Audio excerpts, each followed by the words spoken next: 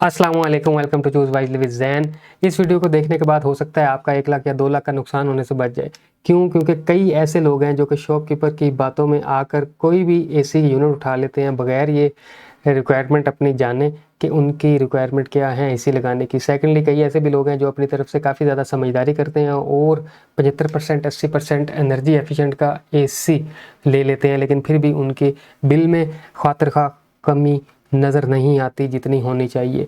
इन जैसी और भी काफ़ी स्टोरीज़ हैं, लेकिन इसकी बैक पे जो रीज़न्स हैं उन सब से पर्दा उठाने के लिए मैंने ये वीडियो आपको बनाई है, ताकि मैं आपको एजुकेट कर सकूं कि बेस्ट एसी किस तरीके से बाय करते हैं अपनी रिक्वायरमेंट के अकॉर्डिंग। इंशाल्लाह इस वीडियो को देखने के बाद आपको 90 to 95% ये यकीन हो जाएगा कि एसी कैसे परचेज़ करना है और आपको किसी और वीडियो देखने की ज़रूरत भी नहीं पेश आएगी और आप खुद ही ये फैसला कर सकेंगे कि आपके लिए दी बेस्ट एसी कौन सा है। So without any further delay, let's jump into the video, let's choose wisely with ज़ैन।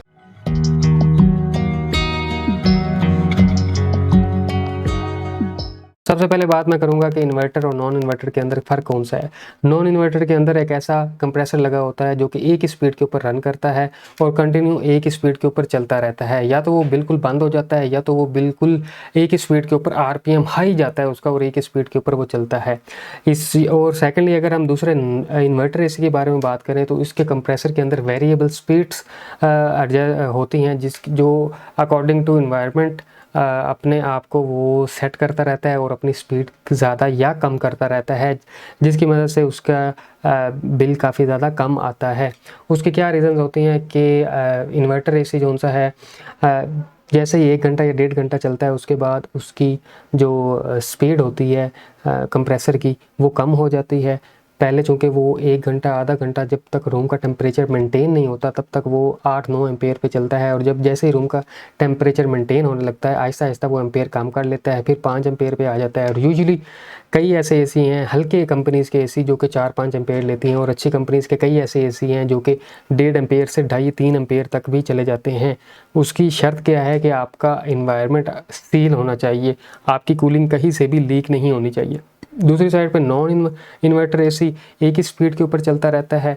अगर कूलिंग मेंटेन होती है तो वो यकदम बंद हो जाता है 5-10 मिनट के लिए, और जैसे ही हीट बढ़ने लग जाती है फिर दोबारा वो ऑन हो जाता है हाई आरपीएम के साथ। अगर वो 8 जैसे 1 टन का सादा नॉन इन्वर्टर एसी 7 एम्पेयर लेता है, इसी तरीके से 2 टन का या 1.5 टन का जो सा सादा एसी होता है नॉन इन्वर्टर एसी, वो 9 एम्पेयर 10 एम्पेयर पे चलता रहता है और स्टिल चलता रहता है। अब यहाँ पर पहला जो फार्मूला है, जिस बंदे ने 2 घंटे के लिए अपना एसी चलाना होता है कहीं पर भी, तो उसको सादा एसी लेना चाहिए, नॉन इन्वर्टर एसी लेना चाहिए, क्योंकि इन्वर्टर एसी जो अपनी कूलिंग रूम टेम्परेचर के अकॉर्डिंग मेंटेन करता है वो 1 घंटे 1.5 घंटे आधे घंटे के बाद मेंटेन करता है। उसका फ़ायदा ही 1-2 घंटे के बाद जो सा है ना शुरू होता है।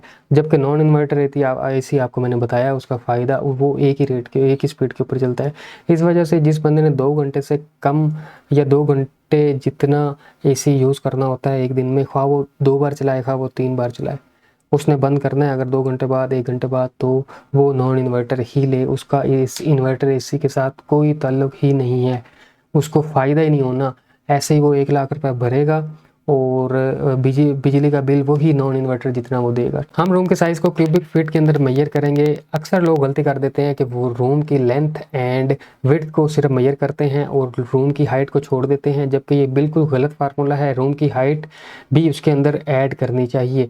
आपका इसका ओरिजिनल फार्मूला गया है कि length multiply by width multiply by height, जो आंसर निकले वो आपका उसके अकॉर्डिंग आपने अपने यूनिट के टन्स डिसाइड करने हैं कि आपको कितने टन्स की कूलिंग रिक्वायर्ड है।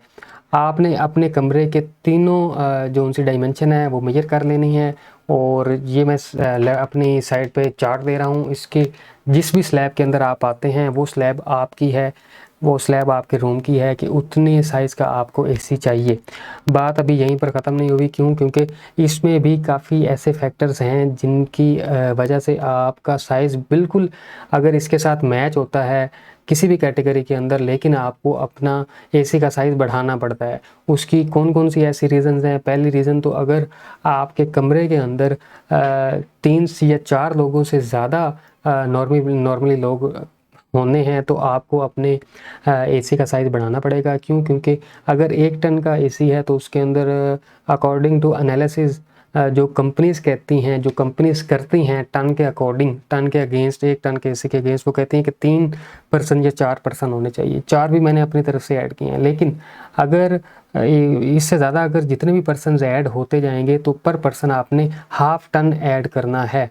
लेकिन आप अगर इसको बढ़ा चढ़ा के भी अगर 7 पर्सन भी लगा लें एक कमरे के अंदर तो वहाँ पर आपको 1 टन से 1.5 टन पे शिफ्ट करना पड़ेगा। और इसी तरीके से 7 से जब 10 होंगे तो आपको 2 टन पे शिफ्ट करना पड़ेगा। क्यों? क्योंकि ह्यूमन बॉडी जो सी है वो हीट रिलीज़ करती है, जिसकी वजह से एसी को और ज़्यादा कंपेट करना पड़ता है, उसे और ज़्यादा ज़ोर लगाना पड़ता है हीट कमरे से बाहर निकालने के लिए और कूलिंग को मेंटेन करने के लिए। दूसरा फैक्टर अब मैं इसमें बताऊं कि आपका अगर कमरा फर्स्ट फ्लोर के ऊपर है, जहाँ पर तीनों चारों साइडों से, छत वाली साइड से भी आपको कमरे को धूप लगती है, डायरेक्ट सनलाइट लगती है, तो उसमें आपको एसी का साइज़ बढ़ाना पड़ेगा। क्यों? क्योंकि कमरे की जो सी दीवारें हैं काफ़ी ज़्यादा हीट पकड़ लेती हैं और एसी ने स्टिल कमरे के अंदर से सारी हीट रिमूव करनी होती है। सो एसी का जो सा साइज़ है उसे और ज़्यादा बड़ा करने की ज़रूरत पड़ती है। इस वजह से मैं आपको ये रिकमेंड करता हूँ कि अगर आपकी धूप 1 या 2 साइडों से पड़ती है और आपने दोपहर को ही चलाना होता है एसी, तो आप उसके साथ ½ टन का एसी और ऐड करें। और अगर ज़्यादा साइड से पड़ती है तो मैं आपको ये रिकमेंड करूँगा कि पहले आप दीवारें जितनी कवर हो सकती हैं तरपाल के साथ, किसी कपड़े के साथ उसको कवर करें, या ऊपर छत अगर आप एपॉक्सी के साथ किसी तरीके से कवर करवा सकते हैं वो कवर करवाएं। अगर आपने नया कमरा बनाना है तो दीवारों के अंदर पहले थर्माकोल की शीट इंस्टॉल करवाएं, तब जाके आपका रूम की कूलिंग मेंटेन रहेगी और सेकेंडली आपके बिजली के बिल में कमी होगी। अदरवाइज़ आप छोटा एसी वहाँ पे बिल्कुल भी ना लगवाएं, आप वहाँ पर बड़ा एसी लगाएं, तभी आपके बिल में कमी होगी। क्योंकि वो बड़ा एसी शुरू में तो ज़्यादा बिजली ले लेगा, 10 एम्पेयर पे चला जाएगा, लेकिन वो घंटे बाद, सवा घंटे बाद वो टेम्परेचर मेंटेन कर लेगा। छोटा एसी होगा वो स्टिल 2 घंटे 3 घंटे अपनी हाई जो सा एफिशिएंसी के साथ काम करता रहेगा, जबकि उसे रिज़ल्ट भी नहीं मिल सकेगा। ठीक है, ये आप बेहतर जानते हैं कि आपके किस इलाके में रहते हैं, कितना गर्म, कितना शदीद गर्म आपका इलाका है। अगर वहाँ पे 1 टन की भी ज़रूरत है तो वहाँ पे टेम्परेचर यूजुअली 45 डिग्री से ज़्यादा 50 के राउंड अबाउट रहता है, तो मैं आपको 1.5 टन का भी मशवरा नहीं दूंगा। मैं आपको कहूँगा कि आप 2 टन का इन्वर्टर एसी लें, तभी आपको फ़ायदा होगा। अल्टीमेटली उसने 1.5 घंटे बाद, 2 घंटे बाद अपने एम्पेयर जोन से 3 से 4 एम्पेयर पे, 2.5 एम्पेयर पे आ ही जाना है, तो वो आपके लिए बेस्ट ऑप्शन रहेगा। अब हम इसके थर्ड पॉइंट की बात कर लेते हैं, जो कि एक मिथ है। कई लोग ऐसे कहते हैं भाई जहाँ पर आपका रश इन्वायरमेंट है वहाँ पर आप सादा एसी लगवाएं, वहाँ पर आप इन्वर्टर एसी ना लगाएं। आपका अगर कोई ऐसी दुकान है, आपका दरवाज़ा अगर बार बार खुलता रहता है, आप सादा एसी लगवाएं। भाई ये बिल्कुल गलत है, किसी की बातों में ऐसे ना आए। उसकी मैं लॉजिकली जो आपको रीज़न देता हूँ कि अगर सादा एसी 1 टन का है, वो चलता रहता है, आपके शॉप के अंदर काफ़ी ज़्यादा रश भी है और आपकी शॉप बेशक 8 बाई 8 की है, ठीक है। अव्वल तो सादा एसी 1 टन का 7 एम्पेयर के ऊपर चलेगा, दूसरे नंबर पे वो कूलिंग भी नहीं करेगा, ठीक है। बार बार दरवाज़ा खुलेगा, वो 7 एम्पेयर पे चलता रहेगा, आपको 7 पंखे भी चलाने की ज़रूरत पड़ेगी। अल्टीमेटली पंखे भी चलते रहेंगे, दरवाज़ा भी बार बार खुलता रहेगा और वो एसी भी चलता रहता है, ठीक है, फुल स्पीड पे। मैंने कई बार ऐसा देखा है। सेकंड नंबर पे अगर आप इन्वर्टर की तरफ आएँ तो वहाँ पर आपको क्या करना चाहिए, आपको वहाँ पर 1.5 टन या 2 टन का इन्वर्टर लगवाना चाहिए। वो क्या करेगा कि वो इन्वर्टर एसी पहले 9-10 एम्पेयर के ऊपर चलेगा, घंटे के अंदर वो चूँकि वेरिएबल स्पीड्स के ऊपर उसका कंप्रेसर चलता है, वो 5 एम्पेयर पे आ जाएगा। दरवाज़ा अगर ज़्यादा खुलने लगता है, ज़्यादा लोग होते हैं, तो वो कभी 6 एम्पेयर पे चला जाएगा, कभी 3 एम्पेयर पे आ जाएगा, कभी 4 एम्पेयर पे आ जाएगा, ठीक है। अल्टीमेटली जहाँ पर आप 1 टन का एसी लगा रहे थे वो आपका कंटिन्यूस 7 एम्पेयर खाया जा रहा था, साथ आपका पंखा भी चल रहा था, आपको कूलिंग का अंदाज़ा भी नहीं हो रहा था, कूलिंग भी नहीं सही मिल रही थी। वैसे भी आपको वहाँ पे 1.5 टन की ज़रूरत, सादा एसी 1.5 टन वैसे भी जो सा है वो 10 एम्पेयर लेता है, 9 एम्पेयर लेता है। इसलिए आपका जहाँ पर रशी इन्वायरमेंट है, जहाँ पर आप का दरवाज़ा ज़्यादा खुलता रहता है, 10 बाई 10 का भी बेशक जितना भी रूम है, जितनी भी दुकान है, वहाँ पर आपने क्या करना है, ½ टन या 1 टन इन्वर्टर एसी बढ़ा लेना है, ठीक है। वो ऑटोमेटिकली आपके एम्पेयर डाउन करेगा, ऑटोमेटिकली आपके वेरिएबल स्पीड्स के ऊपर कंप्रेसर चलता रहेगा, वेरिएबल स्पीड्स के ऊपर। इन रिज़ल्ट आपको बिजली में भी कमी देखने को फील होगी और आपको कूलिंग भी अच्छी खासी मिल जाएगी, आपको पंखा भी चलाने की ज़रूरत नहीं पड़ेगी। और अगर हम बात कर लें कि अगर यही एसी आपने अगर किचन में प्लेस करना होता है तो वहाँ पर आपको इसके किचन के अंदर पूरे 3.5 से 4 टन इजाफे लगाना पड़ता है, क्योंकि किचन के अंदर कुकिंग का काम होता है। 1 टन के अकॉर्डिंग अगर आपका रूम है तो वहाँ पर आपको 3.5 टन इसमें और ऐड करने पड़ेंगे, तब जाके आपकी रिक्वायरमेंट जो सी है कूलिंग की वो पूरी करेगा। इस वीडियो के अंदर आगे जितनी भी बात होगी वो इन्वर्टर एसीज़ के ऊपर होगी। अब हम बात कर लेते हैं डीसी इन्वर्टर के अंदर कितने टाइप्स हैं और कितनी किस्म के होते हैं। बेसिकली डीसी इन्वर्टर्स जो से हैं वो 3 किस्मों के होते हैं। एक सिंपल डीसी इन्वर्टर जिसके अंदर एक कंप्रेसर सिर्फ डीसी इन्वर्टर के ऊपर काम कर रहा होता है, बाकी सारे एसी करंट के ऊपर काम कर रहे होते हैं। बाकी जो सी दूसरे नंबर पर कैटेगरी आ जाता है वो 3 डीसी इन्वर्टर है। उसके अंदर एक इंडोर मोटर, आउटडोर मोटर और साथ कंप्रेसर, ये 3 चीज़ें जो सी हैं वो डीसी करंट के ऊपर काम कर रही होती हैं। और तीसरे नंबर पे आ जाता है full DC inverter, 5 DC inverter, जिसके अंदर 5 कंपोनेंट होते हैं। एक compressor, outdoor motor, indoor when motor और एक्सपेंशन वाल्व, ये 5 चीज़ें होती हैं। उसके अंदर ये 5 चीज़ें डीसी के ऊपर काम कर रही होती हैं। इन रिजल्ट आपको काफ़ी ज़्यादा बिजली की बचत देखने को मिल जाती है। अब हम बात कर लेते हैं EER रेशो की। EER काफ़ी ज़्यादा इंपॉर्टेंट फैक्टर है।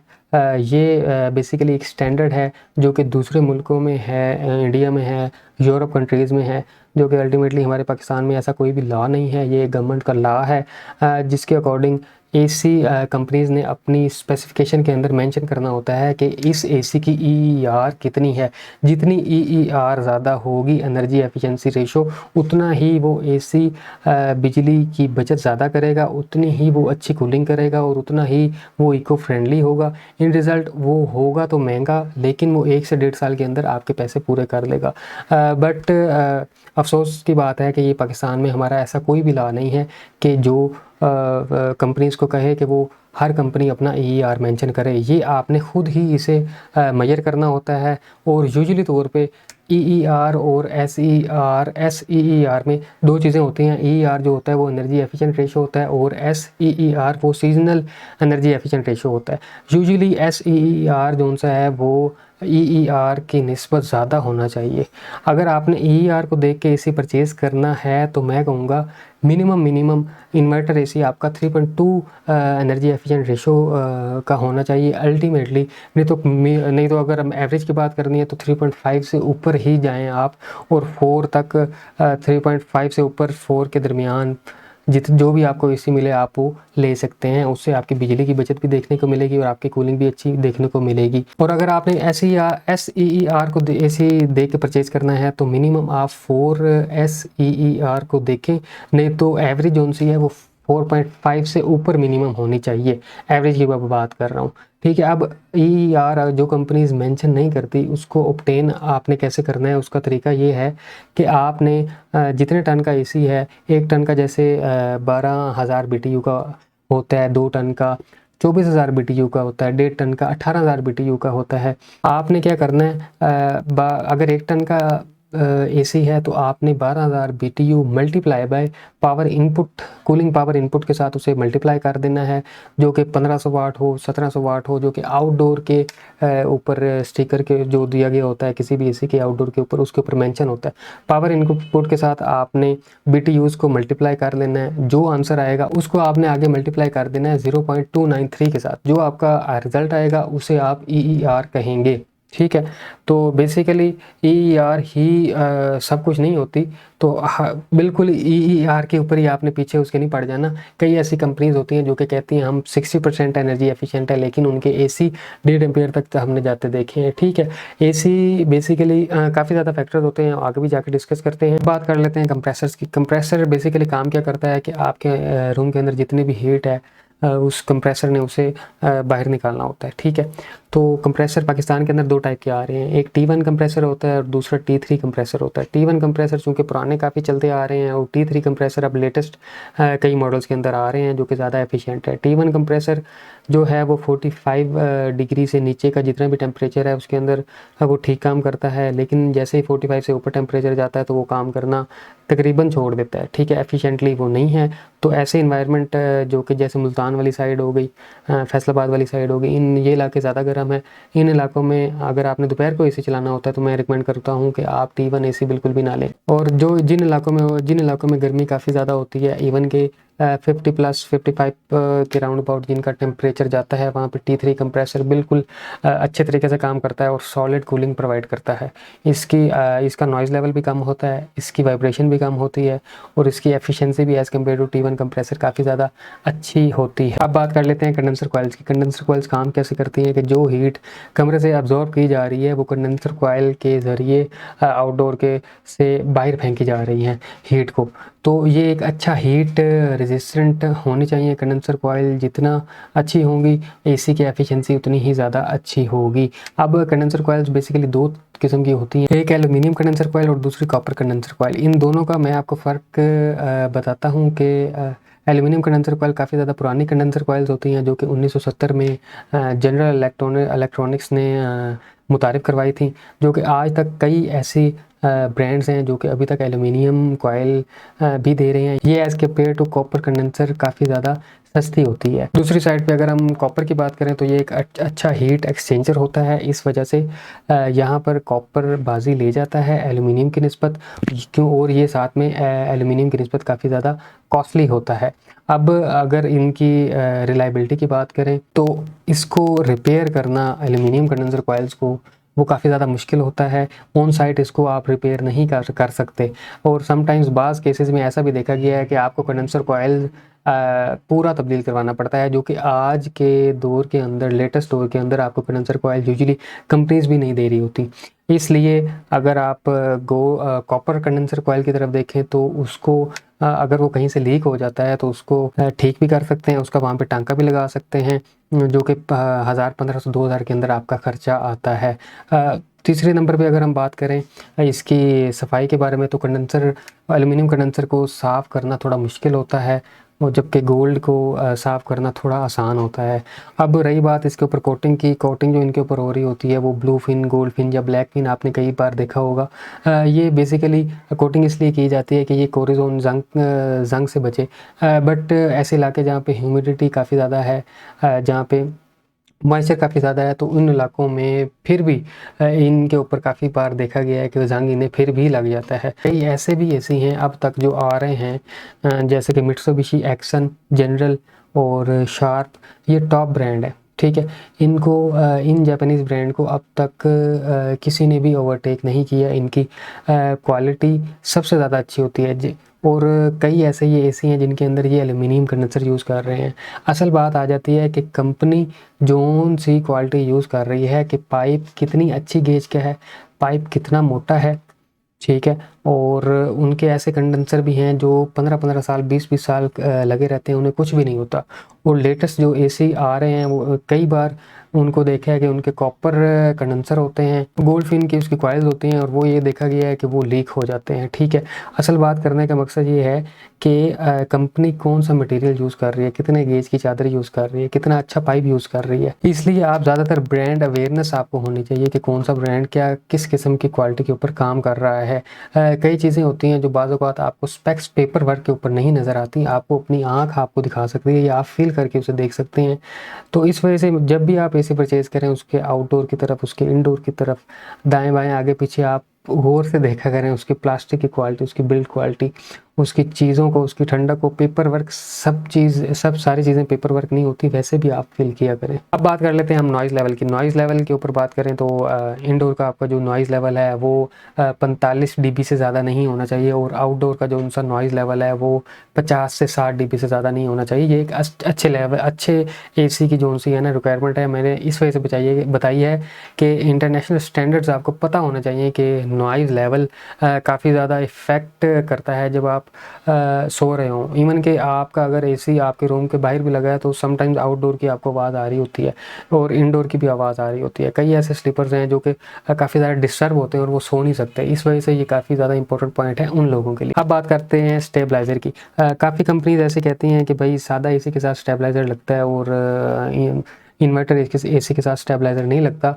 ये बात उनकी एक हद तक ठीक है, लेकिन यूजुअली होता क्या है कि कई ऐसे इलाके होते हैं, इवन कि वो पोश इलाके भी हैं, बट वहाँ पे एनर्जी के जो उनसे झटके हैं काफ़ी ज़्यादा लगते हैं। दिन में 2-4 बार काफ़ी हैवी लाइट जो सी है अप और डाउन हो जाती है, तो वहाँ पर स्टेबलाइज़र आपको लगाना ज़रूरी है। क्यों? क्योंकि इन्वर्टर एसी के अंदर जितनी भी पीसीबी किटें लगी होती हैं वो काफ़ी ज़्यादा हल्की होती हैं, ठीक है, और वो इस तरह के बड़े जर्क बर्दाश्त नहीं कर सकती कि करंट एक ही बार ज़्यादा हो, एक ही बार कम हो। इसलिए अगर आपको पता है कि आपके इलाके के अंदर करंट की फ्लक्चुएशन काफ़ी ज़्यादा है, तो आप स्टेबलाइज़र इन्वर्टर एसी के साथ भी लाजमी लगाएं, क्योंकि एक पीसीबी किट अगर आपकी ख़राब होगी तो आपको 15 से 18,000 रुपये मिनिमम आपको भरने पड़ जाने हैं, मिनिमम की बात कर रहा हूँ। और इस वजह से एक बार पैसे भरने के बजाय आप स्टेबलाइज़र पे पहले ही इन्वेस्ट कर लें। अगर आपको पता है कि आपकी लाइट फ्लक्चुएट होती है, अगर आपकी लाइट फ्लक्चुएट नहीं होती तो आप बेशक स्टेबलाइज़र ना लगवाएं। अब बात कर लेते हैं फीचर्स की। फीचर्स इसके अंदर मैं आपको सीधा बताऊंगा जिनका ज़रा ज़्यादा फ़ायदा है और काफ़ी ज़्यादा अच्छे हैं इन्वर्टर एसी के अंदर। पहला फीचर जो कि पावर सेविंग मोड के रिलेटेड है, कई ऐसे कंपनीज़ हैं जैसे एलजी ने स्टार्ट में निकाला था इको मोड, और इसी तरीके से जेन मोड भी है। ये बेसिकली एक जैसा ही काम करते हैं, एक ही फंक्शन है, सिर्फ नाम बदल दिया गया है। ये काम बेसिकली कैसे करते हैं, जैसे आप रिमोट के ऊपर जेन मोड या eco mode power saving mode का बटन प्रेस करते हैं तो इसकी 2 से 3 स्लैब्स होती हैं। एक स्लैब के अंदर आप जो उनसे है कंप्रेसर की स्पीड को कंट्रोल कर सकते हैं, और वो कितनी एक लिमिट के अंदर चलेगा, जिसकी वजह से वो करंट थोड़ा जो उनसे है वो यूज़ करेगा। इन रिज़ल्ट आपका बिजली का बिल थोड़ा आएगा, बट उसकी एफिशिएंसी जो सी है इन रिज़ल्ट वो भी कम होगी। और इसके अंदर 2 या 3 स्लैब्स होती हैं। फ़र्ज़ करें टीसीएल का ही ले लें, उसके ऊपर बात कर लेते हैं। जेन मोड अगर उसके 3 ऑप्शन है कि एक L1, एक L2, L3। L1 अगर आप ऑन करते हैं तो वो एसी 6 एम्पेयर से ऊपर करंट नहीं लेता। L2 ऑन करते हैं तो वो 5 एम्पेयर से ऊपर करंट नहीं लेता। इसी तरीके से L3 ऑन करते हैं तो वो 3 एम्पेयर से ऊपर करंट नहीं लेता। वो उसका एक सेट हो जाता है कि उससे ऊपर उसने नहीं जाना, ठीक है। ये काफ़ी ज़्यादा अच्छा ऑप्शन है। अब हम बात करते हैं सेल्फ क्लीन मोड के ऊपर। सेल्फ क्लीन मोड के ऊपर एसी कई एसीज़ के अंदर सेल्फ क्लीन मोड दिया गया है, लेकिन ये ऐसा मोड नहीं है जिसके अकॉर्डिंग आप ये तय कर सकें कि इस एसी के अंदर सेल्फ क्लीन मोड है और मैंने यही एसी लेना है। उसकी रीज़न ये है कि सेल्फ क्लीन मोड जो सा है वो आपके एसी को 100% साफ़ नहीं करता, ओनली 25%, ओनली 20%, इससे ज़्यादा आपके एसी को साफ़ नहीं करता। ये काम कैसे करता है, बेसिकली जैसे आप ऑटो क्लीन के मोड के ऊपर एसी को लगाते हैं तो इसका जो सबसे पहले फंक्शन है वो कूल का ऑन होता है और एसी के इंडोर के ऊपर सारी बर्फ़ की तह जमा देता है। और उसके बाद जैसे बर्फ़ की तह जम जाती है एक ख़ास लेवल तक, उसके बाद डायरेक्ट ये हीट मोड के ऊपर आ जाता है और इसकी बर्फ़ जो सी जमी हुई होती है वो पिघलना शुरू हो जाती है। इन रिज़ल्ट जितने भी डस्ट पार्टिकल्स हैं वो वो पानी के साथ साथ बह जाते हैं और साथ पाइप के थ्रू ड्रेन हो जाते हैं, ठीक है। लेकिन ये मैंने आपको बताया ओनली 25-30% मैक्सिमम इफेक्टिव है। आपको अपने एसी की सर्विस करवाना ही करवाना पड़ती है, ठीक है। उसके बाद हम बात कर लेते हैं स्मार्ट कंट्रोल की। स्मार्ट कंट्रोल बेसिकली एप्लीकेशन के थ्रू अपने एसी को कंट्रोल करना है। उसका टेम्परेचर भी सेट कर सकते हैं, उसका टाइमर भी सेट कर सकते हैं। बाज़ एप्लीकेशंस के अंदर ऐसा भी है कि आप उसके एम्पेयर भी चेक कर सकते हैं, वॉट भी चेक कर सकते हैं कि एसी बिजली कितनी कंज्यूम कर रहा है, कितने यूनिट कंज्यूम कर रहा है। तो ये मेरे हिसाब से काफ़ी ज़्यादा अच्छा ऑप्शन है। इवन के इसके साथ आप वॉइस कंट्रोल के साथ भी आप एसी को कंट्रोल कर सकते हैं। सेकेंडली अब अगर बात करें तो इनके फीचर के अंदर हीट मोड भी आ जाता है, जो कि काफ़ी ज़्यादा मेरा ख्याल है 95 या 98% इन्वर्टर्स के अंदर हीट मोड दिया गया होता है, जो कि as compare to simple gas वाले हीटर्स काफ़ी ज़्यादा एफिशिएंट होता है। बट एक बात याद रखें कि हीट मोड जितना ही कूलिंग मोड आपका एनर्जी यूज़ कर रहा होता है, कंज्यूम कर रहा होता है, उससे 100-200 वाट ज़्यादा आपका हीट मोड एनर्जी कंज्यूम कर रहा होता है। तो इस बात को सोच समझ के आप हीट मोड पे एसी को चलाएं। अब भाई फाइनल बात कर लेते हैं कि एसी की इंस्टॉलेशन के अंदर आपको किन बातों का ख्याल रखना चाहिए। पहली बात, इंडोर के अंदर जहाँ पर आपने इंडोर कहीं पर भी आपने कमरे के अंदर प्लेस करना है, आपने इस बात का ध्यान रखना है कि वो छत से तकरीबन 1 फुट का उसका फासला होना चाहिए। मैंने कई बार ऐसे देखा है, काफ़ी लोग ऐसे होते हैं वो छत के बिल्कुल साथ लगा देते हैं, जो कि बिल्कुल रॉन्ग है। आपको कम से कम 1-8 फुट का फासला रखना चाहिए। अगर बहुत मजबूरी है तो आप 6 सेंटीमीटर 8 सेंटीमीटर मिनिमम है, मिनिमम, ठीक है। तो ऐसे काम ना करें आप, मिनिमम जो सा है ना 1 फुट का फासला रखें ही रखें, ठीक है। सेकेंडली अगर हम बात करें आउटडोर की, आउटडोर भी इसी तरीके से काफ़ी ज़्यादा ऊपर ना लगा दें कि आपको ऊपर लगाने में भी मुश्किल पेश आएगी, उसकी कॉस्ट भी आपको ज़्यादा होगी, क्योंकि ऊपर 7 फुट या 8 फुट से ऊपर लगाएंगे तो आपको ज़ाहिर बात है बड़ी सीढ़ी बड़ी घोड़ी की ज़रूरत होगी, और आउटडोर काफ़ी ज़्यादा वज़नी होता है। इसकी मेंटेनेंस भी जब भी करनी पड़ेगी आपको ज़्यादा ऊपर चढ़ना पड़ेगा, ठीक है। कोशिश करें कि उसे 7 फुट की हाइट तक रखें, जितना आप नीचे रख सकते हैं, जितना पॉसिबल है आपके लिए उतना रखें। और आउटडोर यूनिट को आप ऐसी जगह पर लगाएं, किसी शेड के नीचे। अगर आपने गली में प्लेस करना है, अपने घर की बाहर गली में, या आपने ऊपर छत पे रखना है, तो ऐसी दीवार के साथ रखें कि जहाँ पर इसका जो सा है धूप जल्दी ख़त्म हो जाए, ठीक है। अगर धूप आए भी तो 11-12 बजे तक आए, 1 बजे तक आए, उसके बाद धूप इसे ज़्यादा ना लगे। अगर नहीं तो इसके ऊपर आप लोहे के जो से चादर के साथ या फाइबर की चादर के साथ इसके ऊपर शेड एक बनवा लें और इसे कवर कर दें, ताकि ये पानी के साथ भी, बारिश के पानी के साथ से भी इसकी बचत होती रहे। सेकेंडली धूप से भी इसकी बचत होती रहे। इन रिज़ल्ट आपको धूप से बचत होगी, कूलिंग ज़्यादा अच्छी मिलेगी, और सेकेंडली आपको बारिश से बचाएंगे तो आपको जंग लगने के चांसेस भी कम होंगे और एसी की लाइफ बढ़ेगी। और इसकी मेंटेनेंस की बात करूँ तो इन्वर्टर एसी काफ़ी ज़्यादा जल्दी जो है ना डस्ट को कैच करता है। इसकी जालियाँ आपने हर हफ्ते जो सी है ना साफ़ किया करनी है, और यूजुअली इसकी इन्वर्टर एसी की 1 साल बाद जो सी है ना सर्विस होना होती है। अगर आपका एसी कम चलता है और एसी को आप कवर भी करके रखते हैं यूजुअली, तो फिर आप 2 साल पे भी एक्सटेंड कर सकते हैं। वो ज़ाहिर बात है हालत आपको बता देगी कि करना है या नहीं। और सेल्फ क्लीन का मोड अगर आप यूज़ करते हैं तो कोशिश करें कि हर दूसरे तीसरे हफ्ते जो है ना आप इसे सेल्फ क्लीन भी कर लिया करें। अब बात करते हैं आफ्टर सेल सर्विस की। आफ्टर सेल सर्विस के अंदर सबसे बड़ा फैक्टर क्या आ जाता है कि भाई आपके एसी की पीसीबी किट ख़राब हो गई है, सपोज दैट कंप्रेसर का मसला बढ़ गया है, कोई भी ऐसा मसला बन गया है कि अभी आपका एसी जो सा इन वारंटी है, तो मैं आपको ये रिकमेंड करूँगा कि जिस भी कंपनी का आपने एसी लेना है डायरेक्ट उसकी डिस्ट्रीब्यूशन से लें। आप उसकी डिस्ट्रीब्यूशन गूगल से फाइंड आउट करें, नेट से फाइंड आउट करें, हर चीज़ आपको देखने को मिल जाएगी। आपके इलाके में उसका जो सा डिस्ट्रीब्यूटर है वो उसी से परचेज़ करें, ठीक है। इससे आपको पूरी लाइफ यानी कि जब तक जिन पार्ट्स की वारंटी है आपको किसी भी किस्म का कोई मसला नहीं आएगा। आप होता क्या है कि आप दुकानदारों ने एक दूसरे से जनाब साहब कमिटमेंट की होती है, कोई किसी से एसी उठा लेता है, फिर वो आगे से उसने किसी पार्टी से उठाया हुआ होता है, तो जब आप उसके पास जाते हैं तो वो तरह तरह के मुंह बनाते हैं और तरह तरह की जो उनसी हैं हरकतें करते हैं और ज़्यादा पैसे चार्ज करते हैं। इस वजह से आप डायरेक्ट डिस्ट्रीब्यूटर के पास जाएँ, या डायरेक्ट एक्सेस है तो आप डायरेक्ट कंपनी से एसी परचेज़ करें, जिसकी वजह से आपको काफ़ी ज़्यादा बेनिफिट होगा और काफ़ी ज़्यादा ईजीनेस आप फील करेंगे। ओवरऑल अगर हम क्वालिटी की बात करें तो भाई जहाँ पे मित्सुबिशी है, जहाँ पे एक्सन है, जहाँ पे अच्छे ब्रांड्स आ जाते हैं, पुराने जापानीज़ ब्रांड, वहाँ पे ये चाइनीज़ ब्रांड नहीं पहुँचते, ठीक है। तो कोशिश करें, जैसे मैंने पहले आपको इस वीडियो में बात बताई है कि क्वालिटी इज़ एवरीथिंग। एक सादा एसी जो आपको 2 साल बाद डिस्टर्ब करता है तो उससे बेहतर ये है कि चंद पैसे ज़्यादा भर लें, एक अच्छी कंपनी का एसी ले लें, ठीक है। बेशक ये काफ़ी ज़्यादा कॉस्टली है, लेकिन बहुत ज़्यादा लो क्वालिटी के ऊपर ना आए। उम्मीद करता हूँ मैंने काफ़ी ज़्यादा चीज़ें इस वीडियो के अंदर कवर की होंगी आपको एजुकेट करने के लिए, और ये वीडियो काफ़ी ज़्यादा हेल्पफुल रही होगी। अगर आपको ये वीडियो पसंद आई है तो काइंडली इस वीडियो को लाइक करें और काइंडली इसमें कमेंट भी कीजिएगा, और उम्मीद करता हूँ कि आप मेरे इस चैनल को सपोर्ट करेंगे और इस चैनल के साथ आगे फर्दर भी चलते रहेंगे। Thank you so much. Choose wisely, अल्लाह हाफिज़।